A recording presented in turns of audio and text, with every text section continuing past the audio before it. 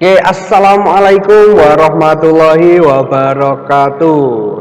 Nah, ketemu lagi. Pada kesempatan kali ini kita akan membahas tentang salah satu materi teks bahasa Indonesia yang dipelajari di kelas 7 semester 1. Nah, seperti yang ada dalam layar, kita akan mempelajari teks prosedur. Tentang apa itu teks prosedur, kemudian apa saja yang harus kita pelajari dalam teks prosedur, simak terus video berikut ini. Nah, kita mulai dengan pengertian teks prosedur. Teks prosedur, meskipun nanti kita akan ketemu dengan banyak sekali prosedur ya, tidak harus dalam bentuk teks, bisa dalam bentuk video, bahkan dalam bentuk gambar. Tapi khusus untuk bahasa Indonesia dalam pelajaran kali ini kita akan mempelajari teks prosedur. Teks prosedur dalam pengertiannya yaitu teks yang menunjukkan suatu tindakan atau langkah-langkah yang jelas dan teratur untuk menghasilkan tujuan. Perhatikan kata kunci di sini yaitu tindakan atau langkah-langkah yang teratur untuk menghasilkan tujuan. Nah, dalam kata kunci ini sudah jelas bahwa prosedur itu menunjukkan atau menjelaskan cara yang berupa langkah-langkah untuk melakukan sesuatu yang runtut atau urut. Ini dalam kata teratur ya, urut untuk menghasilkan suatu tujuan. Itu secara pengertian dari teks prosedur. Kita lanjutkan dengan nonton video dulu. Nanti untuk link video ini akan saya berikan lewat deskripsi. Ya. Oke.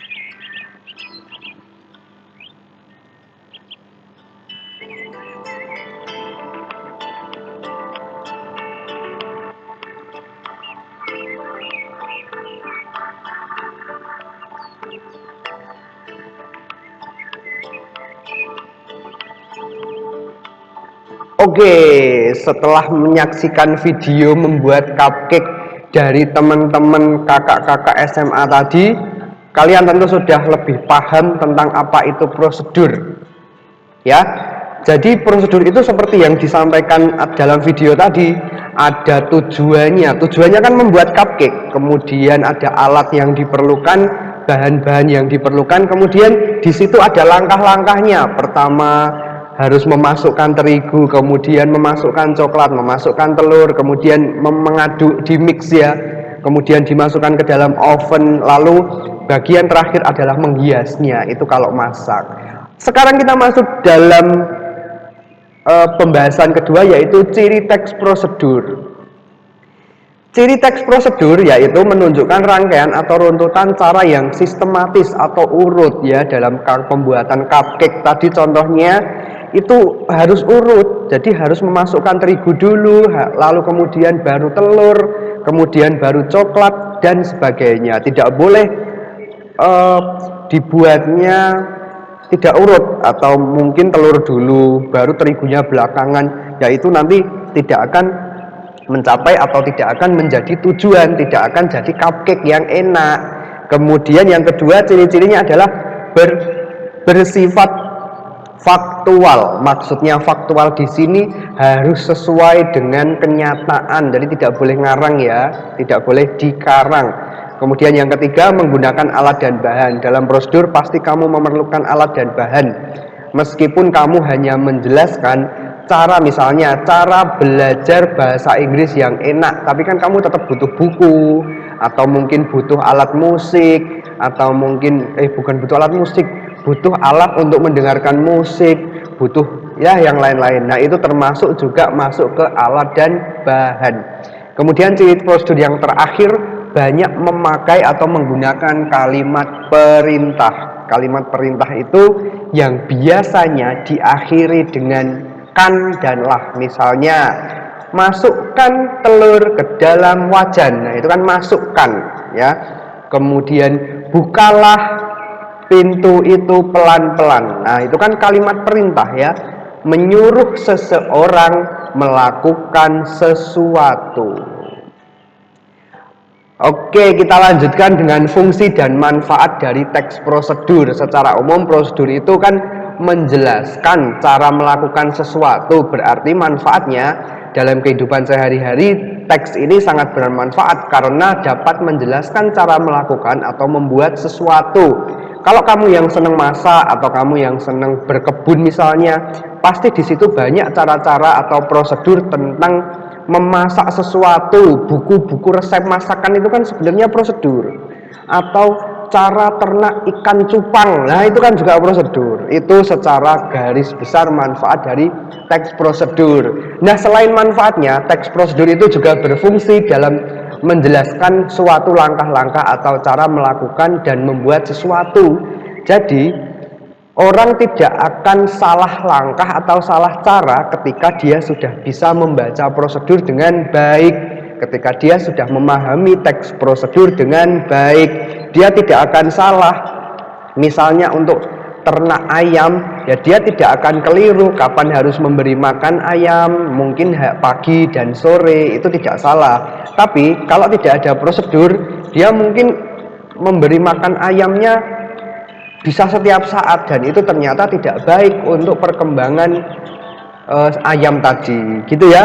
Kemudian ada pertanyaan di sini, apa prosedur yang paling menarik dan pernah kamu lakukan? Nah, kalau kamu pernah melakukan sesuatu, hobimu yang mungkin teman-temanmu nggak tahu, misalnya kamu seneng gambar di tembok, gitu kan boleh aja. Tapi kalau gambarannya bagus loh ya, bukan yang coret-coret tembok loh ya.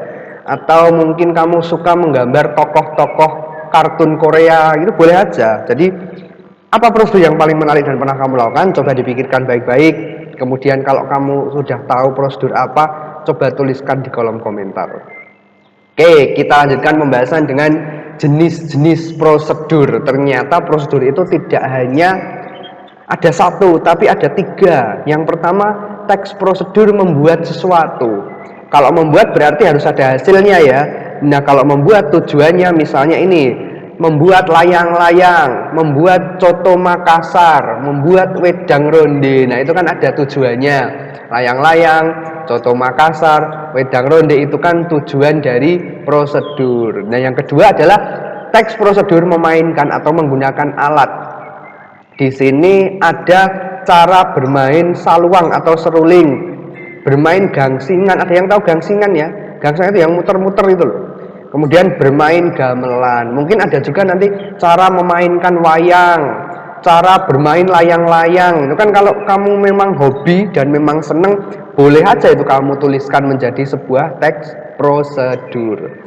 Yang terakhir, teks prosedur melakukan sesuatu. Melakukan itu berarti nanti tidak harus dalam bentuk benda hasilnya. Tujuannya tidak harus benda. Contoh menari poco-poco, ada yang suka menari, senam ya poco-poco itu ya sebenarnya ya. Atau cara menarik uang di ATM, atau ada lagi cara membuat kartu pelajar. Nah, itu kan bisa juga menjadi sebuah prosedur. Oke, paham ya untuk jenis-jenis prosedur.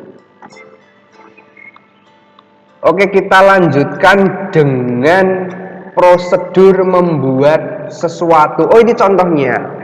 Contoh prosedur membuat sesuatu nih, membuat nasi goreng, itu kan menghasilkan tujuannya nasi goreng. Membuat balon udara, itu kan membuat atau hasil tujuannya balon udara. Kemudian memainkan ya, memainkan alat musik ini. Cara memainkan angklung, kemudian kulintang ya, memainkan kulintang itu yang suaranya bagus banget ya, alat musik kulintang. Nah, kemudian melakukan sesuatu ya ini, cara belajar bahasa Inggris yang mudah, yang ya ini harusnya yang mudah. Kemudian strategi belajar bahasa Indonesia yang menyenangkan. Kalau kamu selama ini merasa bahasa Indonesia itu terlalu membosankan, ya kamu harus cari cara biar belajar bahasa Indonesianya jadi menyenangkan. Nah, kita sekarang masuk ke materi selanjutnya, yaitu struktur teks prosedur. Di dalam prosedur tentu ada strukturnya, atau dalam menulis prosedur kamu tentu harus mengidentifikasi bagian-bagian teks itu. Nah, di sini saya contohkan prosedur yang di screenshot membuat kue apem, ya, membuat kue apem. Ini bagi yang suka masak-masak, ini boleh dicoba membuat kue apemnya. Yang pertama, paragraf pertama ini sesuai dengan lokasinya, tempatnya di sini. Paragraf pertama adalah tujuan. Jadi apa yang akan kita lakukan? Nah, ternyata yang kita lakukan ya membuat kue apem. Berarti kamu kenalkan dulu. Kita di sini akan membuat kue apem. Kue apem adalah makanan tradisional yang jarang dikenal anak muda zaman sekarang. Nah, itu kan sudah menunjukkan tujuan dari teks prosedur, yaitu membuat kue apem. Nah, yang bagian kedua adalah bagian yang tak kalah pentingnya, yaitu alat dan bahan. Untuk membedakan alat dan bahan, ya, kalau alat itu biasanya adalah peralatan atau barang-barang yang digunakan untuk membuat. Kalau kamu mau membuat apem, ya alatnya bisa kompor, bisa panci, bisa cetakan. Nah, ini ada alatnya di sini ya. Tapi ini kurang lengkap ya, karena nggak ada alat-alatnya secara lengkap. Nanti kamu boleh tambahkan di sini. Kemudian ada sendok, mungkin adukan, tempat air, ya, itu alat-alatnya. Kemudian kalau bahan-bahannya di sini sudah jelas tertulis bahan-bahan itu yang digunakan untuk membuat. Jadi nanti bahan itu kamu rancang menjadi apem itu. Nah, di sini bahan-bahannya jelas, ada tepung beras, tape singkong, ragi instan, gula merah, sendok gula pasir, air kelapa, santan kental, dan garam. Itu yang disebut dengan bahan, ya, bukan alat. Kalau alat tadi yang kompor, panci, mungkin baskom, sendok, yaitu yang disebut dengan alat. Oke, next kita lanjutkan dengan bagian selanjutnya, yaitu langkah-langkah. Langkah-langkah inilah yang saya sebutkan tadi, harus urut dan sistematis, atau dari bagian pertama, kedua, ketiga itu tidak boleh kebalik. Kalau kebalik nanti nggak jadi, ya. Nah, di sini dalam bagian langkah-langkah ini juga ada kata-kata yang menunjukkan perintah. Nah, contoh ini haluskan, kemudian ini tambahkan, tuangkan, masukkan, diamkan, panaskan. Itu semua kan perintah, ya. Berarti bisa teridentifikasi ciri-ciri prosedur itu, ya tadi menggunakan alat dan bahan, ada perintahnya, dan harus urut. Nah, itu adalah poin penting dalam bagian langkah-langkah. Selanjutnya yaitu penutup, ada di paragraf terakhir. Penutup itu biasanya kamu menyajikan, kalau misalnya masakan, ya, kamu menyajikan masakan itu sudah jadi. Jadi penutupnya begini misalnya. Nasi goreng, jangan nasi goreng, donat begitulah cara membuat donat kentang yang enak. Sesuai selera, donat bisa diberi topping atau taburan berupa coklat, keju, atau selai. Sangat cocok digunakan sebagai teman ngopi atau minum teh di sore hari. Nah, itu contoh penutup yang digunakan dalam prosedur. Tapi ternyata di sini ada tulisannya opsional. Apa makna opsional itu? Opsional itu boleh ada, boleh tidak, ya. Jadi kalau kamu nulis prosedur hanya sampai di bagian langkah-langkah, terus mungkin nanti bagian 10 tambah ya sajikan, nah itu sudah benar, sudah boleh, ya.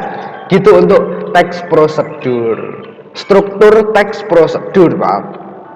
Nanti kalau kamu belum jelas bisa kamu tanyakan. Oke, di sini selanjutnya saya akan membahas tentang unsur bahasa, tapi untuk unsur bahasa ini lebih jelas dan lebih detailnya akan dijelaskan dalam video selanjutnya. Untuk video ini saya hanya akan membacakan beberapa poin dalam unsur bahasa. Nah, unsur bahasa dalam prosedur yang pertama menggunakan penomoran untuk menunjukkan urutan. Penomoran untuk menunjukkan urutan. Langkah pertama, langkah kedua, langkah ketiga itu yang disebut dengan penomoran, ya. Kemudian yang kedua, menggunakan kata atau kalimat perintah. Perintah itu sama dengan imperatif, ya. Sama, jadi jangan sampai lupa. Perintah dan imperatif itu sama. Kemudian yang ketiga, menggunakan kata ganti orang. Nah, ini untuk lebih detailnya orang kedua. Untuk lebih detailnya akan kita bahas dalam video selanjutnya. Kemudian menggunakan konjungsi yang menunjukkan urutan. Konjungsi itu kata hubung atau kata sambung yang menunjukkan urutan. Misalnya, pertama, tuangkan terigu ke dalam baskom. Kemudian tuangkan air. Nah, kemudian itulah yang disebut dengan konjungsi urutan. Tapi untuk lebih memahaminya, kita bahas dalam video berikutnya. Kemudian yang terakhir menggunakan kata keterangan. Itu untuk sekilas tentang ciri atau unsur bahasa. Saya kira untuk pembahasan kali ini saya cukupkan tentang kita sudah mempelajari tentang pengertian prosedur, kemudian bentuk-bentuknya prosedur, jenis-jenisnya ya, kemudian ciri-ciri prosedur, fungsi dan manfaat, dan yang terakhir struktur dan unsur bahasa. Oke, kita ketemu lagi dalam pembahasan unsur bahasa teks prosedur pada video selanjutnya. Terima kasih, sekian untuk materi hari ini. Wassalamualaikum warahmatullahi wabarakatuh.